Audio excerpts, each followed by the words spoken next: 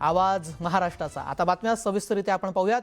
मराठा आरक्षणासाठी मनोज जरांगे पाटील यांनी आतापर्यंत 8 उपोषणं आणि अनेकदा आंदोलनं केली आहेत। या आंदोलनांच्या दबावामुळे सरकारने अध्यादेश काढला आणि हजारो मराठा बांधवांना कुणबी प्रमाणपत्र मिळून ओबीसी प्रवर्गातून आरक्षणाचा मार्ग खुला झाला।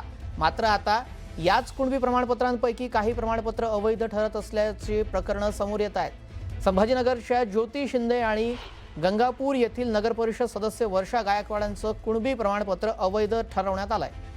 त्यामुळे आरक्षण प्रक्रियेवर पुन्हा एकदा प्रश्नचिन्ह निर्माण झालाय।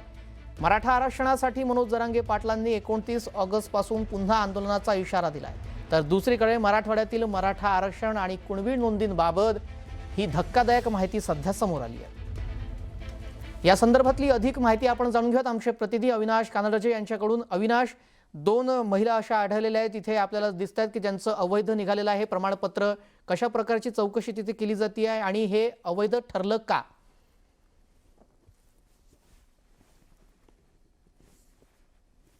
अविनाश, माझा आवाज येतोय?